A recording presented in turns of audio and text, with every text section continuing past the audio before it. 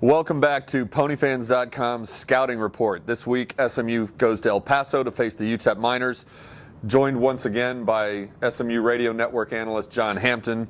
Before we get to the Miners, one of the big stories that came out of the Tulane game, other than the fact that they came back and got a nice win on the road, was Coach Jones rotated quarterbacks for the first time this year. He said that he wanted to get J.J. McDermott some snaps, and in the third quarter, J.J. and Kyle Padron rotated a little bit. After that rotation, Kyle got hot, led a 28-point run that sealed the win. Is that kind of rotation the thing that might be able to give this offense that little bit of a jolt that you needed? Well, Kyle's a young player, and I thought it was legit that June wanted to get some rust shaken off of J.J. He's had college experience, he played it in Mexico State, and he's been here. So there's naturally going to be some rust. I thought as a backup quarterback, you're always going to need to have multiple players ready at every position. So I could understand the reasoning to getting J.J. some looks. And he looked like he had been a little bit rusty. You know, it's nothing personal, but it'd been a while since he'd been in that game action. So probably a good idea to go ahead and get him loose.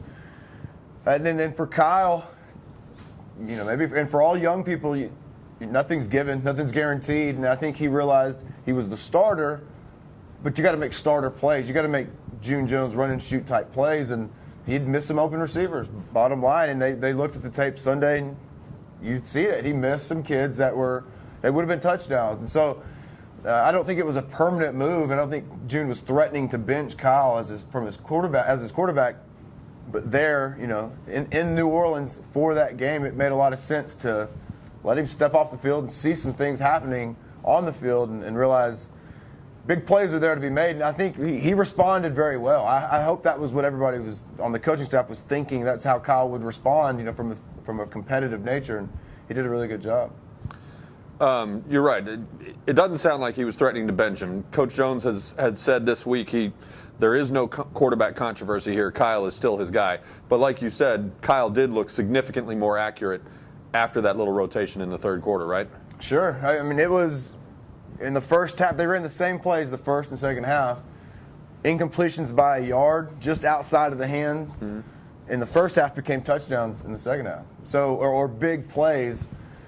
It was just a matter of, you know, little plays like that. It's almost a matter of it's a mental aspect. Just go. Just let it. Don't try to aim a ball. Just throw it and let the guy go do it, just like it's out at practice. And I think Kyle had a little more of that. Just throw it. I don't care if I'm long. I don't care if I'm short. I'm just going to throw it like my read suggests, and let these receivers go make the plays for him. And it seemed to be just a little more, you know, just a yard difference, but just putting it on them. This week, I know, is one of your favorite road trips to the city of El Paso. SMU leads the series 10-7 all time, but has lost 5 of the last 7 games with the Miners. Both teams come in.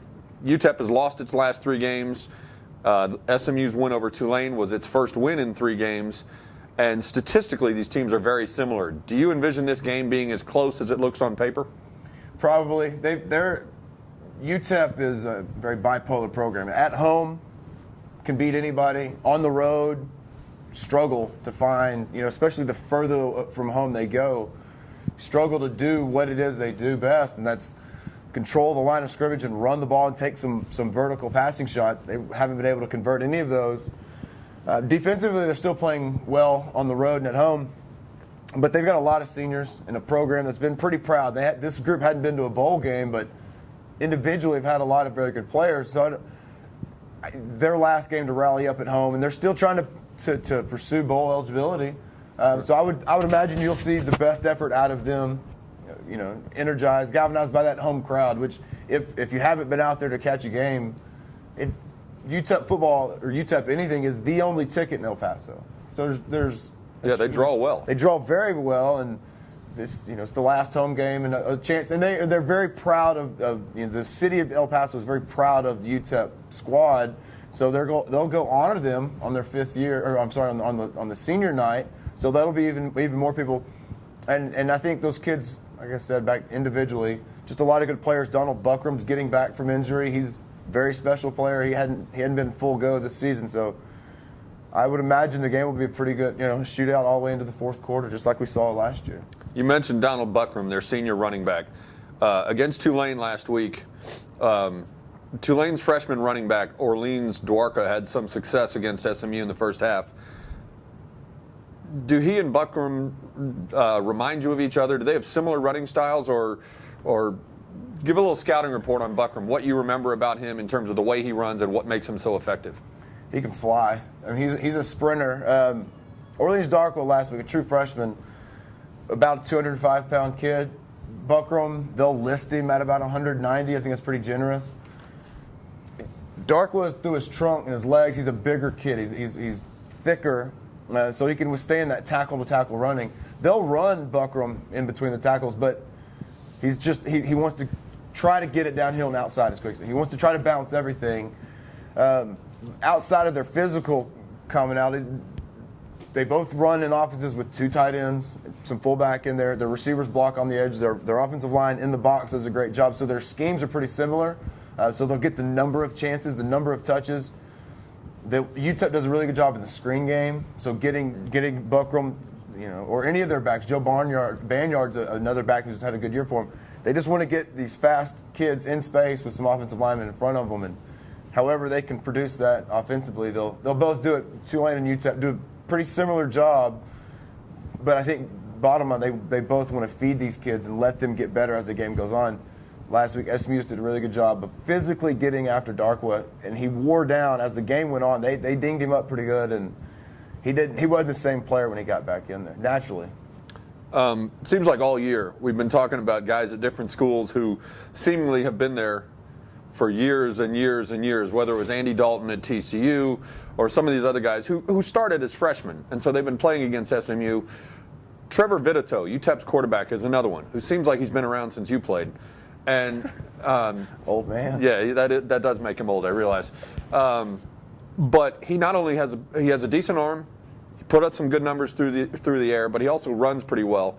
What's the key to containing this guy and keeping him from having a big day Saturday? Well, he also quarterbacked Euless Trinity to a championship in high school.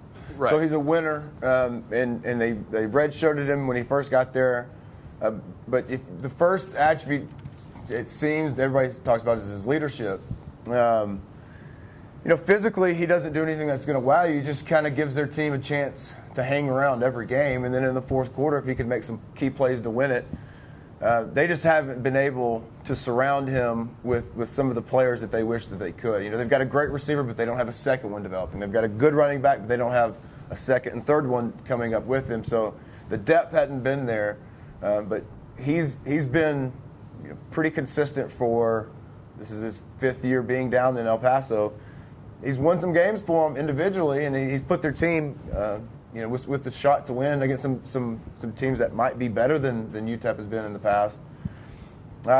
His body language, he's so calm. He's always in control of that huddle, and that's always helpful for a quarterback to an offensive huddle with some missing parts and missing components up front, anywhere. He's been that one steady constant, and I think Mike Price would tell you he's been a great leader. He just wished they could surround him with some more players and get some more wins for him.